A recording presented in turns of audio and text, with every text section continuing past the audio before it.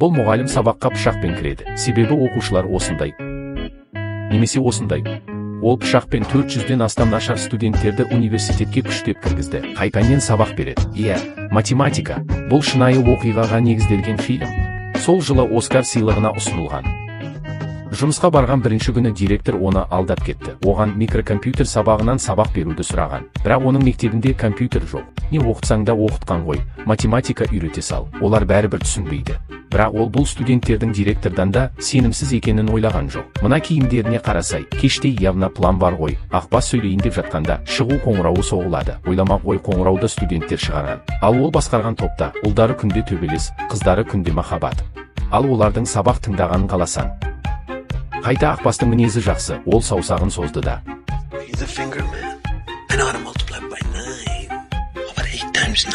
1, 2, 3, 4, 5, 6, 7, 8. What do you got? 72. Өзі керемет айттым деп ойласа да, олар тіпті көтіне қыстырмады, тіпті сес көрсетіп оған. Енді мыңқылдасаң машинаң сияқты боласың деді. Бұл не тағы? Ақбас жұмыстан шығып көлігін бұзып кеткенін көрді. Мұндай жағдай мектепте жиі болып тұрады. Сондықтан директор тіпті елемейді. Оған уақыт өткісе болды. Ұзаса мектеп жабылар. Бұны көрген Ақбас одан ары жігерленді. Өйткені ол сабақтан қашып төбелесіп жүргенде, бұл студенттер балшықта ойнап жүрген. Бұның бәрі одан қалған ғой. Оларды тәрбиелеу үшін олардан да қатыгез болу керегін біледі. Келесі күні төмендегі студенттердің бәрінің аузы ашылып қалды. Кім мұғалімнің сабаққа пышақпен кіргенін көрген. Ақбас мен аттарыңды атағанда кім жауап бермесе. Осыдан кейін барлығы тек зейінін шоғырландырып, сабақ тыңдай бастады. Сосын Ақбас та осы бандиттік студенттердің лақабатын қолданып сұрақ қоя бастады. Арманның Даниярдан 5 есе көп қызы бар. Ал Арманның Сакурадан бір қызы кем. Ал үшеуінде 20 қыз бар. Әрқайсында нешеден. Қыз туралы сөйлескен бойда бәрінің ұйқысы қашып, талқылай бастады. Әсіресе олардың атаманы Бұрынбек түнделетіп оқыды. Бірақ ол дегенмен бандит ғой. Егер сен әңгіме шешуге сумкамен барсаң қалай деп ойлайсың? Сөйтіп мұғалімге оңаша барып, әй, сен маған тағы бір кітап бер. Біреуін мектепке, бірін үйге қоямын деді. Ақбас түсінгендей сәл жымиып, мен саған 3 кітап беремін. Бірақ қазірден бастап сабаққа шындап кірісуің керек деді. Мұғалім онымен бандитский ережелермен сөйлесті. Ең алдымен сен айтқаныңда тұруың керек. Ол да көңілін қалдырған жоқ. Өзі үйреніп қана қоймай, бір топ інілерін де ертіп алды. Бірнеше сабақтан кейін бүкіл сынып квадрат теңдеулерді меңгерді. Бірінші емтиханда Ақбас әдейі оңай сұрақтар қойды және барлығы жоғары балл алды. Бұл нашар оқушылар өздерінің сенімдерін тапқаннан кейін, олар дәріс тыңдауға қызығушылық таныта бастады. Барлығының қызығушылығын сақтау үшін Ақбас күн сайын рок сабақтары, рэп пен өлең жаттау сияқты жаңа әдістерді зерттейді. Күнделікті сабақ оларға ойнау сияқты сезілді. Ойнай отырып үйренеді. Әсердің жақсы болғаны сонша, тіпті мектеп директоры да бақылай бастады. Оны ойландырғаны, балалардың не істемейді емес, неге олар бұрын жақсы оқымады. Расында, Ақбас бұл жағдайды бұрыннан бақылап келеді. Осы оқушылардың әрқайсысының отбасында өз қиындықтары бар. Бұрынбектің әжесінің денсаулығы нашар. Аурухана көбіне ақшасы жоқ кезде оны елемейді. Бұйрабастың ата-анасы күнде үстеме жұмыс істейді. Бір топ іні қарындастарына қарайды. Қарағыздың отбасында асхана бар. Ол сабақтан келе салысымен даяшы болады. Олардың оқуға уақыты болама. Ең бастысы, олардың ата-аналары олардың жақсы оқитынына сенбейді. Оқуға жай әшейін бере салған. Енді олар қалай жақсы болсын? Ақбас шыдай алмай, әр үйді бір-бірден аралап шықты. Ол Бұрынбектің әжесін емдетуге өз ақшасын жұмсады. Сонымен қатар оқуды пайдасыз деп санайтын кейбір ата-аналарға идеологиялық жұмыс жасады.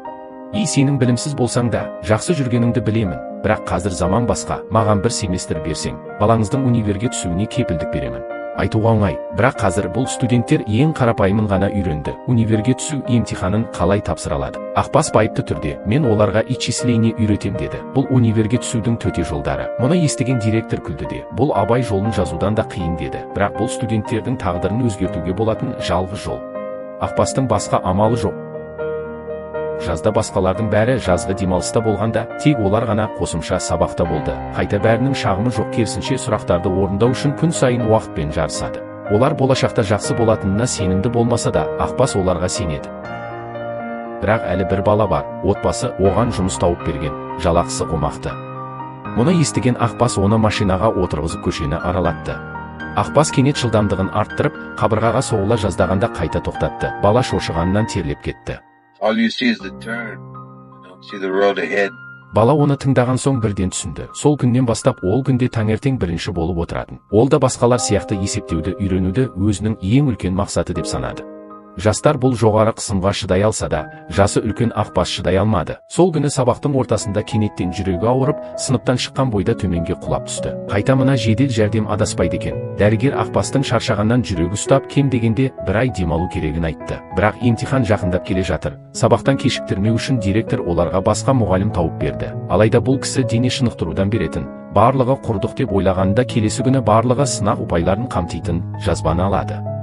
Сөйтсе, Ақбас ауруханада болса да бос отырмай студенттерге негізгі жерлерді сызып, түнде медбикеден барлығына шағын жазбаларды әкелуді өтінген. Оқушылар да оның еңбегін ақтап күнде тынбай оқыды. Емтихан басталардан бір күн бұрын Ақбас қайтып келді. Shouldn't you be in the hospital? Should be here with you.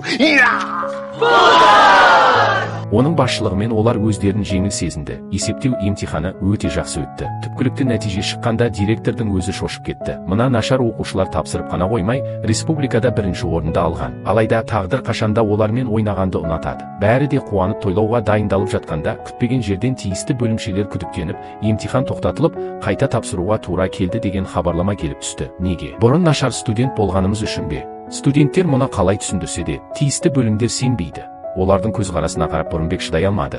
Strangled him, his body's decomposing in my locker.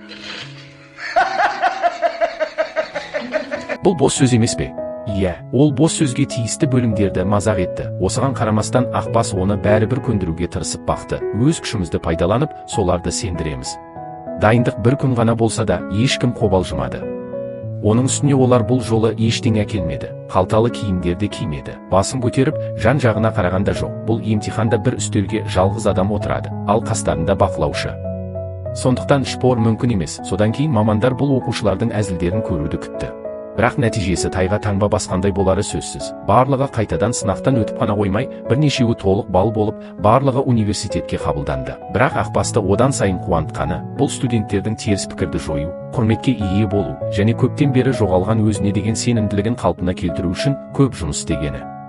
Міне, жақсы ұстаздар бағаны ешқашан білімнің нәтижесі деп санамайды. Керісінше баланың мүмкіндіктерін зерттеп, дамытуды олардың нағыз миссиясы деп санайды.